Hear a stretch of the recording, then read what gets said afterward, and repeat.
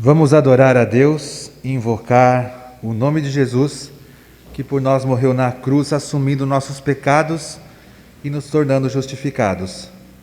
Obrigado, Senhor, pela vida eterna, pelo dom gratuito do amor, pois só mesmo a Tua graça revelada em Cristo poderia nos redimir. Filho de Deus, amado Jesus, a Ti somos gratos por Teu grande amor. Fizeste por nós o inexplicável, salvando-nos pela Tua cruz. Entoemos então o hino que fala da beleza de estarmos reunidos aqui. Cantemos.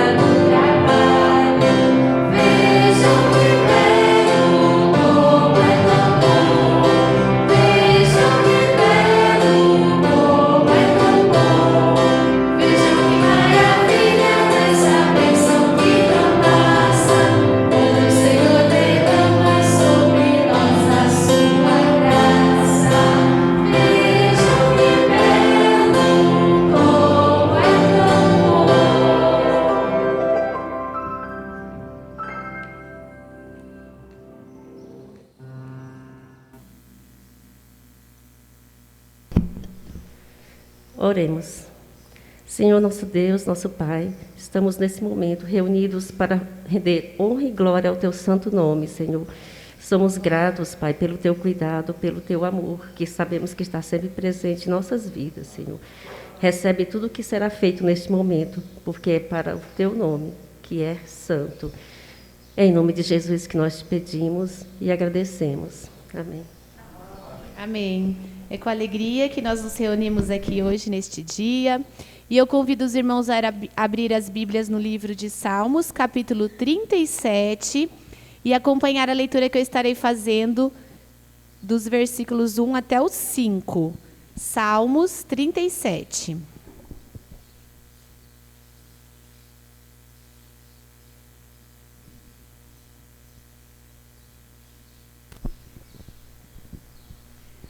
Não te indignes por causa dos malfeitores, nem tenha inveja dos que praticam a iniquidade, pois eles, dentro em breve, definharão como a relva e murcharão como a erva verde. Confia no Senhor e faz o bem. Habita na terra e alimenta-te da verdade. Agrada-te do Senhor e Ele satisfará os desejos do teu coração. Entrega o teu caminho ao Senhor, confia nele e o mais Ele fará. Amém. Vamos nos colocar em pé para o nosso momento de cânticos congregacionais. Somente na presença de Jesus, somente em Cristo, nós podemos desfrutar de uma alegria. É somente na presença dEle, nessa alegria que vem dEle, que nós nos alegramos, ainda que em tempos difíceis. Que todos os povos possam louvar e celebrar a Ele.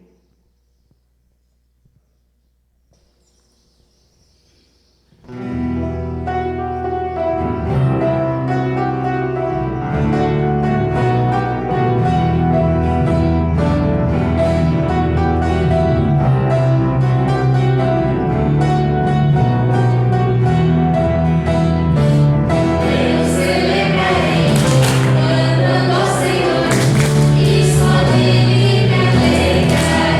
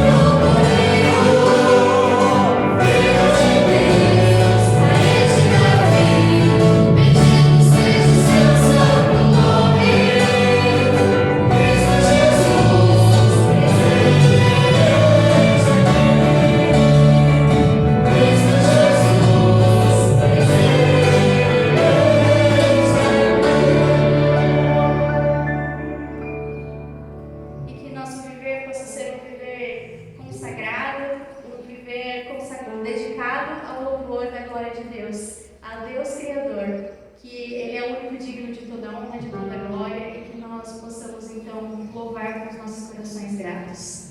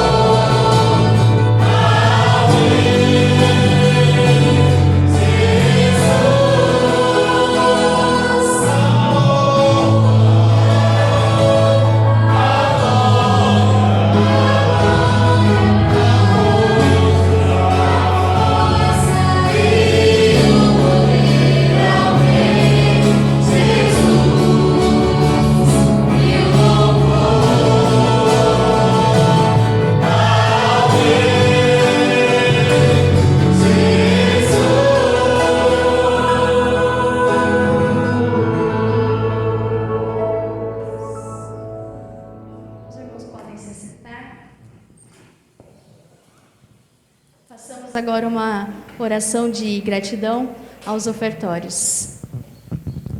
Santo Deus e Pai, neste momento, ó Deus, nós te somos gratos, ó Deus, por mais esta manhã, por mais este momento em que podemos estar reunidos, ó Deus, na tua casa para louvar e engrandecer o teu nome, ó Deus, para aprender a tua palavra, ó Deus, e também para te agradecer, ó Deus, pelos ofertórios que foram trazidos aqui, ó Pai, que nós somos gratos, ó Deus, às bênçãos que o Senhor tem derramado sobre nossas vidas, ó Pai. Ser com aqueles que passam por momentos de dificuldade, ó Pai. Nós sabemos que os teus planos, ó Deus, para cada um, ó Pai, serão cumpridos, ó Deus, e que o Senhor possa continuar abençoando a cada um, ó Pai, e que possamos dedicar um pouco de tudo que o Senhor nos oferece, ó Pai, para o crescimento da tua obra aqui neste local, ó Pai. Somos gratos por este momento, ó Pai. Ser conosco no restante deste culto, ó Pai, na meditação da tua palavra, ó Deus. Abre nossos corações e nossas mentes, ó Deus, para a tua palavra, para que possamos colocar em prática no nosso viver, ó Deus. Em nome de Jesus que oramos e lhe agradecemos. Amém.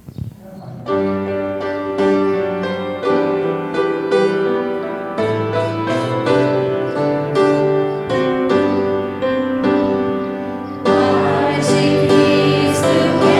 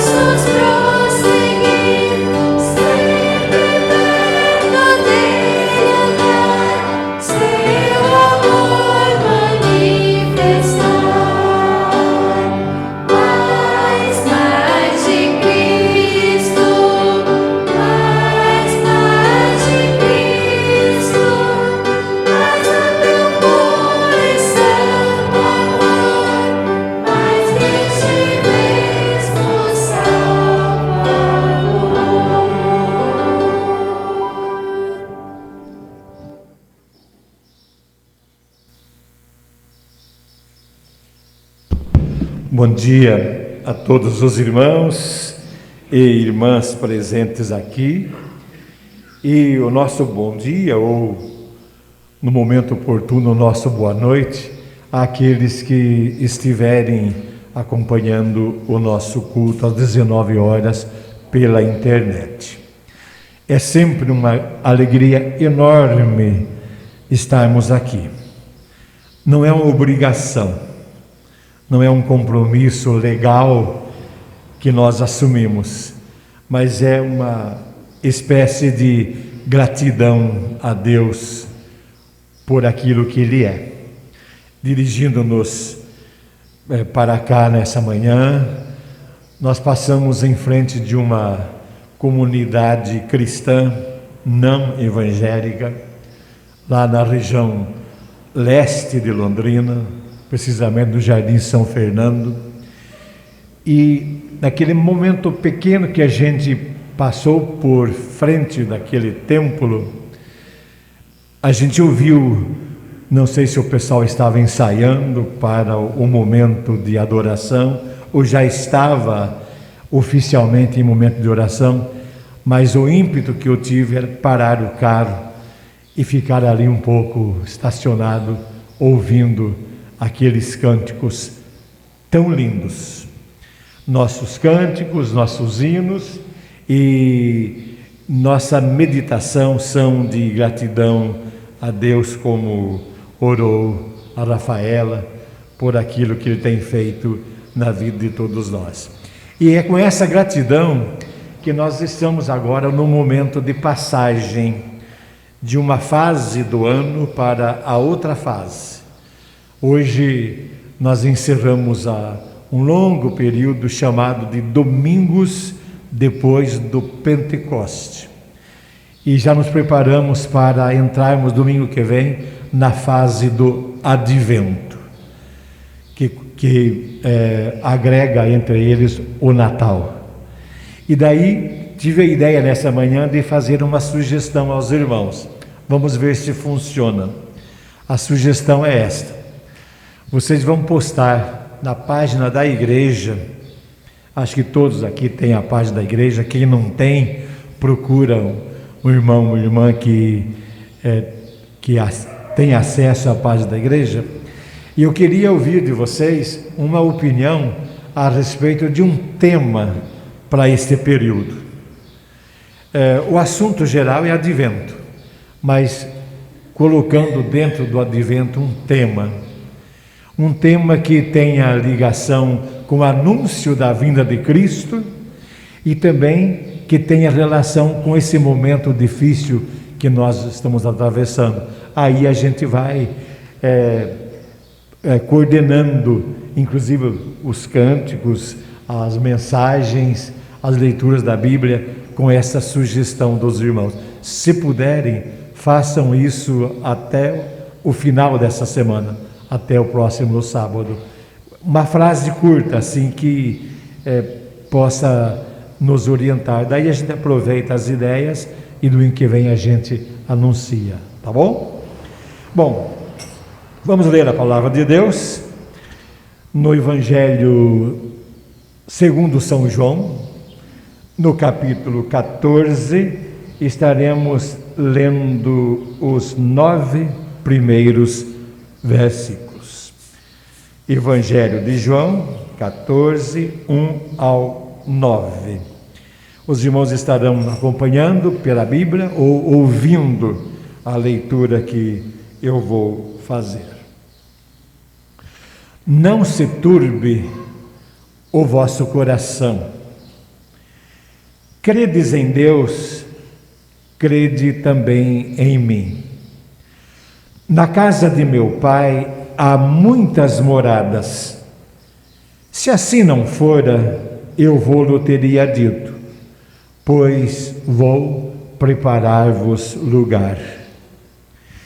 E quando eu for e vos preparar lugar, voltarei e vos receberei para mim mesmo, para que onde eu estou, estejais vós também. E vós sabeis o caminho para onde eu vou. Disse-lhe Tomé: Senhor, não sabemos para onde vais, como saber o caminho? Respondeu-lhe Jesus: Eu sou o caminho, a verdade e a vida. Ninguém vem ao Pai senão por mim. Se vós me tivesseis conhecido, conheceríeis também a meu Pai. Desde agora o conheceis e o tendes visto. Replicou-lhe Filipe: Senhor, mostra-nos o Pai, e isso nos basta. Disse-lhe Jesus: Filipe, há tanto tempo estou convosco e não me tens conhecido? Quem me vê a mim, vê o Pai. Como dizes tu, mostra-nos o Pai? Até aí, que Deus nos ajude e nos abençoe. Amém.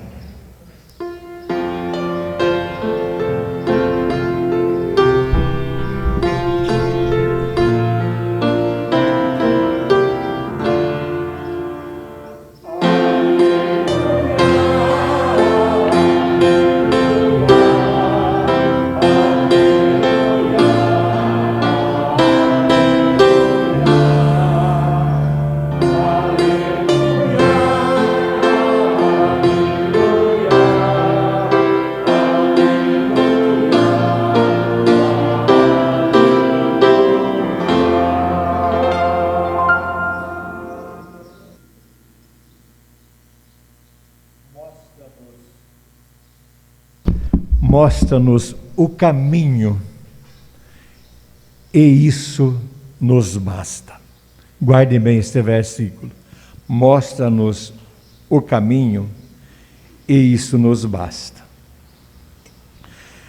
Vez por outras, nós ficamos bastante confusos e duvidosos com aqueles obstáculos que surgem diante de nós no caminho, na nossa jornada, na nossa trajetória. Por que ficamos confusos? Porque nós sempre ouvimos, seguimos e nos espelhamos em conselhos equivocados, em leituras equivocadas, em exemplos equivocados, tendenciosos e muitas vezes maléficos. E ouvir conselhos assim, ouvir orientações assim, imitar atitudes assim, ou entregar a coisas assim, pode fazer com que a nossa trajetória seja interrompida e tenhamos todos a tendência até de, usando uma linguagem muito comum, jogar a toalha, encerrar por ali, parar por ali com os nossos planos. Quando estava pensando nisso, eu me lembrei de uma lenda que mostra como olhar para os outros sem uma atitude própria e sem nos orientar por conselhos específicos podem atrapalhar a nossa caminhada e até causar prejuízo para nós. A lenda fala de 2 jumentos que caminhavam, cada um levando sua carga própria. Um jumento levava uma carga de sal, o outro jumento levava nos seus lombos uma carga de esponja. E na trajetória deles, no caminho deles, eles teriam que atravessar um rio não muito estreito, razoavelmente largo, que lhe causava preocupações.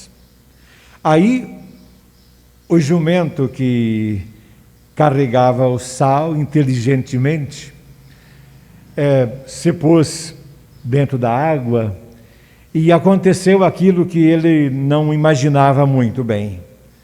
À medida que caminhava, o sal foi molhando, foi deteriorando, foi se dissolvendo, e a carga que ele levava começou a ficar cada vez mais leve, e a sua trajetória pelo rio foi fácil, saindo do outro lado. Aí o jumentinho que ficou para trás, observando a trajetória do amiguinho, pensou consigo mesmo: para mim vai ser moleza, vai ser muito fácil. Eu estou carregando uma carga muito mais leve do que a carga de sal. E se pôs ao rio.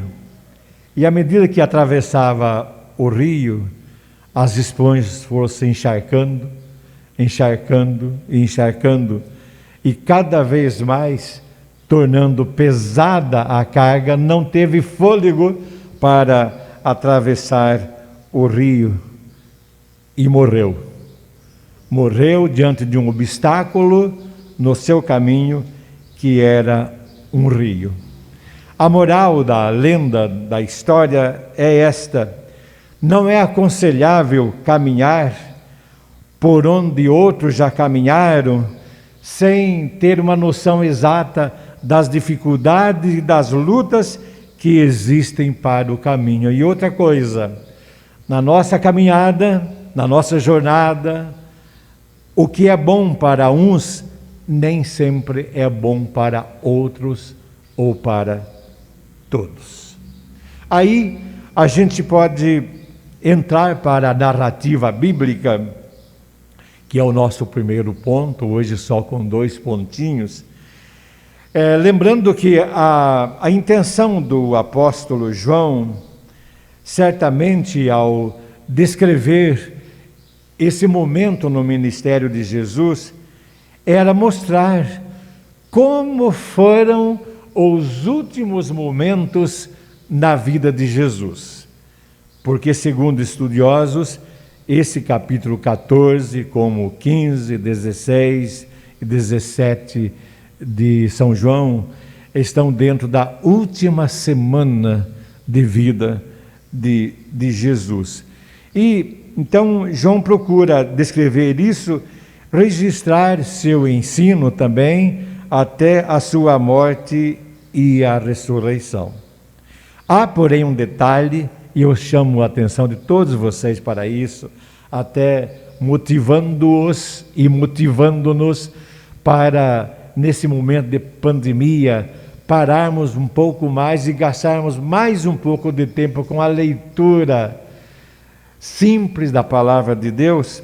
E eu quero mostrar para vocês que, na verdade, os capítulos 14, 15 e 16 de João é tido como uma espécie de pausa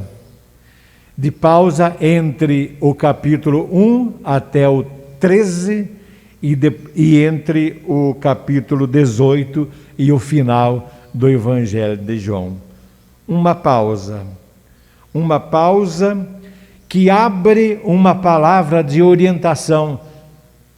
Essa é uma linguagem tanto técnica para a comunidade joanina, ou seja, para a comunidade de João, e claro, abre espaço para as nossas comunidades de fé, para a nossa comunidade, para ouvir um pouco as orientações de Jesus e continuarmos vivendo sem a presença física de Jesus, porque esse era o problema que Jesus enxergava.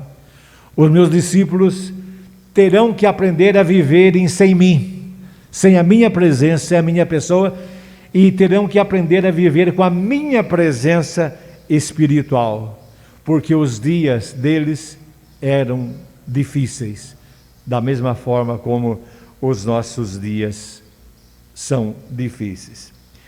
E é por isso que o capítulo 14 de João, entre outras ênfases, tem 3 preocupações centrais. Uma é deixar uma palavra de conforto à comunidade, a nós. E é por isso que o capítulo 14 começa: não se turbe o vosso coração. Não deixem seus corações ficar preocupados. Então, uma palavra de conforto, também tem uma promessa de um Consolador, que é o Espírito Santo, e uma orientação a respeito do caminho, da trajetória, da caminhada. E nossa meditação está colocado dentro desta última colocação, caminho. Por isso que o versículo diz: mostra-nos o caminho, e isso nos basta. E é muito interessante vermos que o desafio registrado por João é para que continuemos crendo no Pai e no Filho. Crede em Deus e crede também em mim. Crede no Pai e crede em mim, que ainda estou aqui. Creiam no Pai e em mim, que eu vou me ausentar, mas eu voltarei. Creiam nisso. Crede em mim. Aí também o texto fala que nós devemos crer com uma garantia, a promessa das moradas na casa do Pai e o devido preparo que Jesus estava para fazer. Diz ele: na casa de meu Pai há muitas moradas. E daí fala também do retorno da casa do Pai para receber seus filhos nessa casa.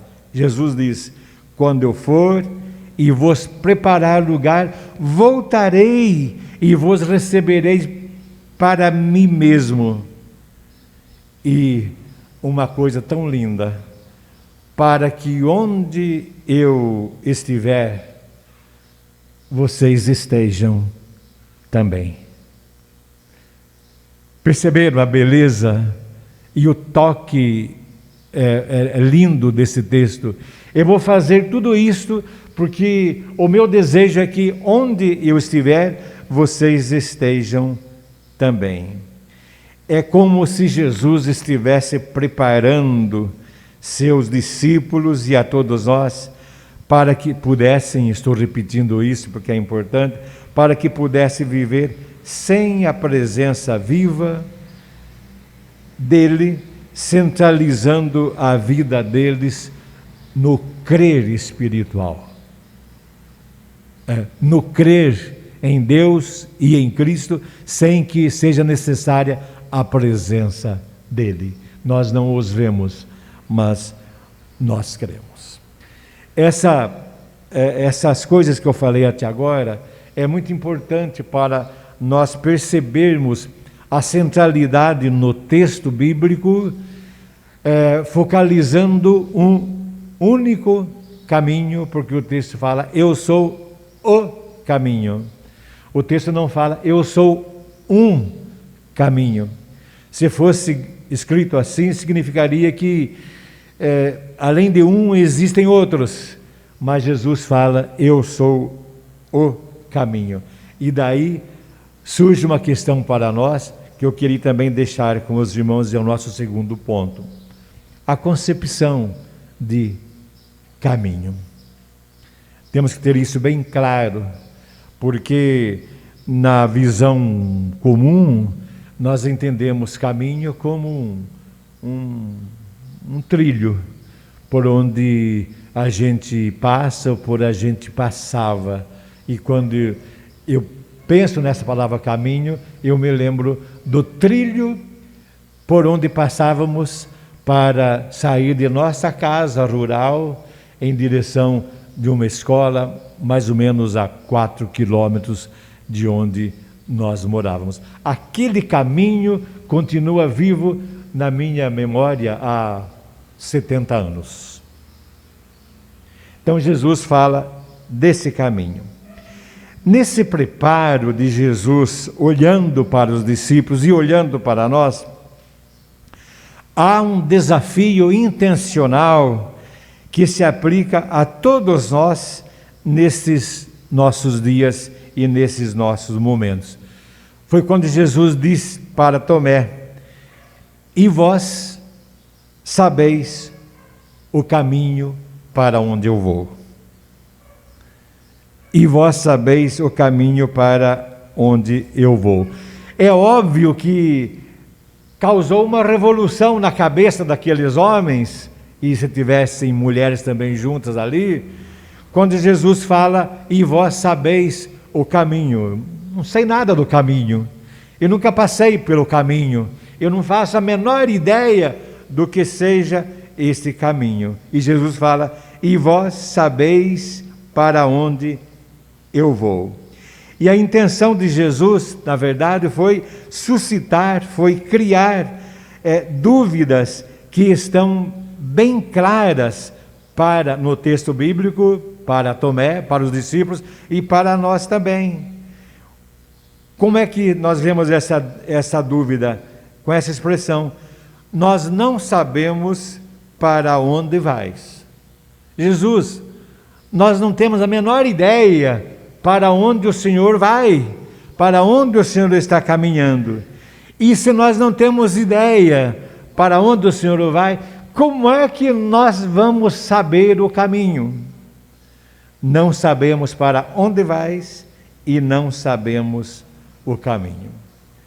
Observem a confusão de mente, a confusão na cabeça. Era a mesma dúvida dos dois burrinhos que tinham que atravessar o rio. Certamente a fábula não tem esse detalhe, que eles, da sua maneira de viver, sabiam que estavam a serviço de transporte de alguma carga. O que eles não sabiam é que no meio do caminho existia um rio. Dúvidas. O problema daqueles homens que ouviam a Jesus era mais do que um rio. Era o dilema no meio do caminho. Era entender o caminho. Era perceber como é que Deus age no meio do nosso caminho, na nossa trajetória. E quase sempre trajetória, o caminhar com enormes dificuldades, com enormes lutas, com tantos problemas, com tantos momentos de fracassos, talvez poucos momentos de vitórias, com o envolvimento de familiares e amigos que nos cercam, que vão parando pelo caminho, vão se cansando pelo caminho e, por que não dizer, vão morrendo também pelo caminho. Aí a necessidade de compreender esse caminho. E o que é que Jesus faz? Jesus deixa um ensino tão simples, mas além de tão simples, tão profundo, tão real, tão palpável, que nós precisamos entender. E Jesus abre o jogo e diz assim para eles: eu sou o caminho. Eu mesmo. Eu sou o caminho. E esse caminho não estava bem claro ainda na cabeça daqueles homens, como nem sempre está bem claro ainda para os corações de muitos cristãos, porque não conseguiram ainda ter essa audácia da fé de crer no único caminho. Me veio à mente agora o quadro Os Dois Caminhos. Lembram-se dele? Do lado esquerdo, um caminho todo esquisito, estreitinho. Do outro lado, um caminho largo, e é o caminho estreito e o caminho largo que Jesus mostrou em sua parábola. E a dificuldade nossa até hoje é entender as qualidades desse caminho estreito, desse caminho não atraente, que está centralizado na pessoa de Jesus. Eu sou o caminho. E querem saber como é fácil entender isso? Eu arrisco mais uma ilustração. Agora é de um missionário. O missionário foi deslocado para pregar o Evangelho no meio de uma tribo que vivia muito longe da chamada civilização dos brancos. Ou seja, da cultura, da cidade, da cultura urbana. Então, chegar lá era uma tarefa muito difícil. Aí alguém alertou o missionário que ele deveria contar com a ajuda de alguém. E chegando até o ponto onde ele podia, sem lhe causar medo, inclusive de se perder, ele encontrou-se com um índio. E disse ao índio onde é que ele gostaria de chegar. E esse índio, amigavelmente, se ofereceu como uma espécie de guia, de orientador. E o missionário insistiu de que não precisaria desse guia, desse orientador. Bastava-lhe apenas algumas coordenadas, por exemplo, um mapa, um desenho manual, ou a indicação de acidentes geográficos que estavam no caminho, na trajetória. E o índio insistiu: não adianta, o senhor vai se perder, o senhor corre o risco até de morrer. Daí o índio disse assim: eu posso te ajudar, eu posso lhe acompanhar. Para nós isso é um guia, né? Um guia turístico. E se prepararam e começaram a trajetória. Aí o missionário começou a perceber as dificuldades do caminho. Árvores caídas na trilha. A Bernadette tem experiência disso. Árvores caídas no caminho, pedras que rolaram do lado do morro e caíram na trajetória, caminho sem nenhuma sinalização, tinha que fazer picada com facão, essas coisas todas, rios largos, chuva, tempestade, animais. E assim que saíram, o missionário disse assim: olha, eu estou um pouco com medo, com dúvida. Aí o índio disse assim: vamos fazer uma coisa, acredita em mim, e eu vou assumir agora a seguinte identidade: eu sou o caminho. Ou seja, você terá segurança se crer que eu sou o caminho. E dessa forma, sem enfeitar muito, o missionário chegou longe e agradeceu pela ajuda do índio, que feliz da vida voltou para a casa. Eu sou o caminho. Só que Jesus não ficou apenas com esta garantia que o índio deu ao missionário, porque o índio disse apenas isso: eu sou o caminho. E Jesus foi mais além. O que é que ele disse, complementando essa frase? Eu sou o caminho, que mais? A verdade, e o que mais? E a vida. Quer dizer, vocês estão diante de um caminho tão maravilhoso, tão lindo, tão divino, que vocês ainda não viram até hoje, porque eu sou o caminho, ao mesmo tempo em que eu sou a verdade e ao mesmo tempo que eu sou a vida.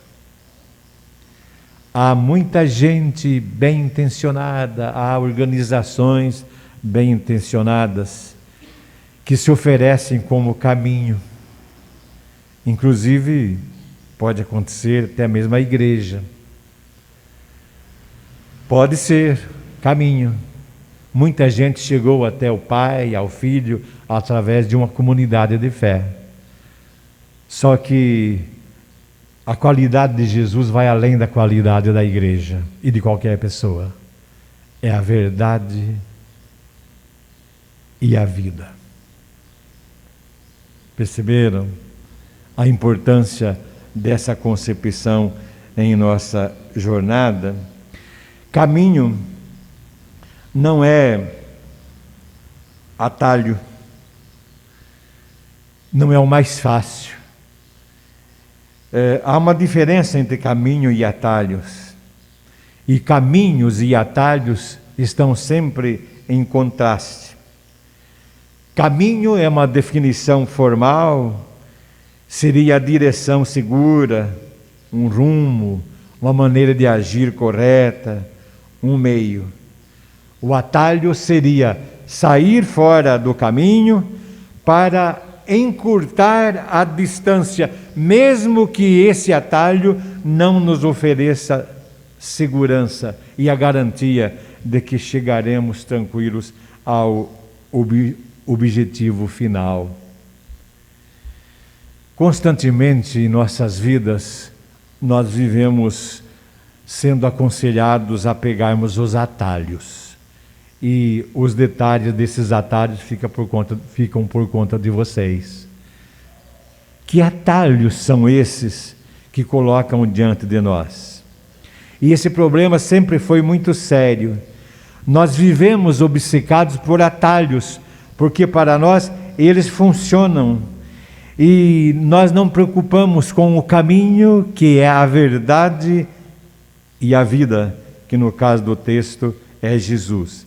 E ele faz questão de deixar bem claro que não existem atalhos para a verdade e nem atalhos para a vida. A verdade e a vida estão centralizados nele. E nós não podemos inverter a ordem das coisas, como indivíduos, como famílias, como igreja, como cristãos. Eu sou o caminho, a verdade e a vida. Estou terminando. Nesse caminho, Deus nos colocou. Nós estamos nesse caminho. Deus vai colocar ainda muita gente nesse caminho, que é o caminho da fé. É o caminho da esperança.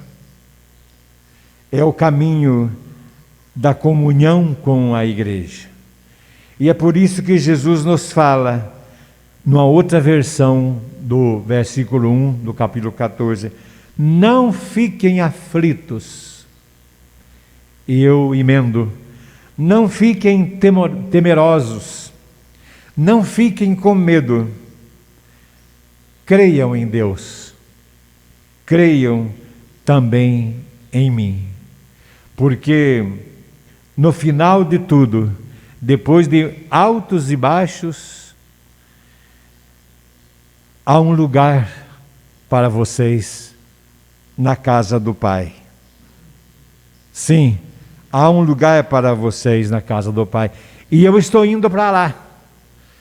Eu estou indo para lá para preparar para vocês esse lugar, que esse caminho que sou eu conduz. E aí nós estaremos para sempre juntos. Eu estarei com vocês e vocês estarão comigo.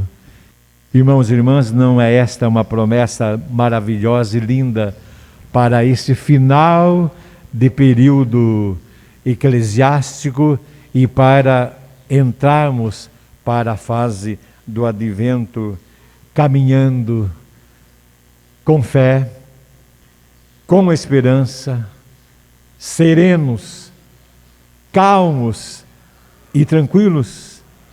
Esse é o nosso desejo, e que assim seja, e que Deus continue abençoando grandemente nossas vidas, nossas mentes e nossos corações. Amém. Vamos ficar em pé e vamos cantar um hino que fala dessa firmeza.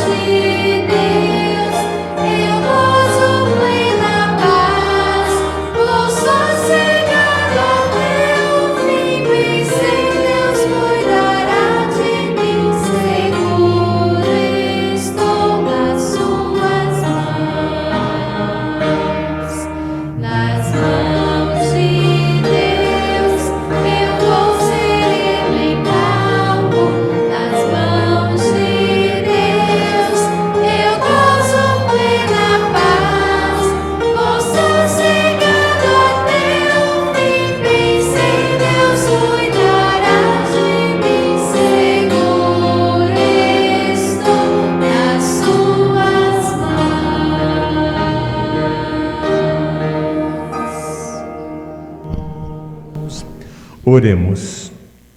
Oremos e recebamos a bênção. Senhor Deus e Pai,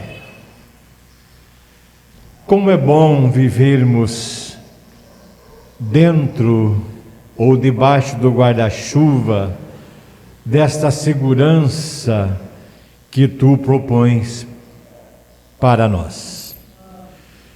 Como é bom, ó Deus, vivermos também com a segurança de que estamos dentro do caminho.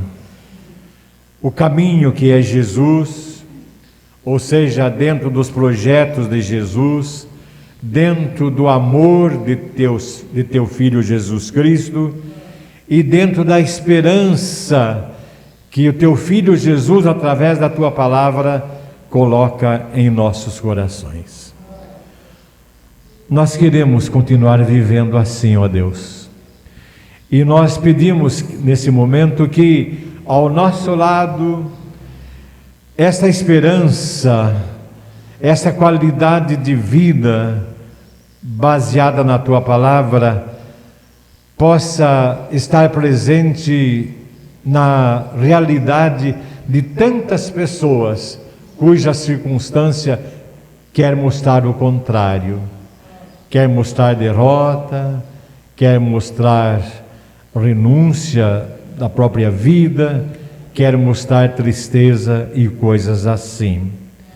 Nós estamos pensando, ó Deus, em pessoas, irmãos, irmãs, conhecidos, membros da nossa sociedade que sofrem por muitas razões. Sofrem por doenças, sofrem por suspeitas de doenças, sofrem no aguardo de exames clínicos que podem definir coisas boas e coisas que não são boas. A população que sofre por falta de alimento ou pela precariedade de alimento, da população que sofre com a falta de dinheiro no final de cada mês, da população que sofre por desprezo, da população que sofre por falta de companhia e de amor. Nós pedimos que tudo isso acabe, ó Deus, a partir do momento em que eles possam crer e confiar de alguma forma que Tu és em Jesus Cristo o caminho, a verdade e a vida. E assim sendo, ó Deus, nós podemos nos despedir deste momento e deste local de adoração, dirigindo-nos para as nossas residências, preparando-nos para o dia de amanhã e os dias outros que virão, na paz, na graça e na tranquilidade do Teu amor. É assim que nós cremos e é dessa forma que nós esperamos e nós oramos em nome de Teu Filho Jesus, agora e para sempre. Amém. E que a graça de nosso Senhor e Salvador Jesus Cristo, e que o amor de Deus, do nosso querido Pai, e que as bênçãos, a presença e as consolações do Espírito Santo sejam com todos nós e com todo o povo de Deus, hoje e para todo sempre. Amém.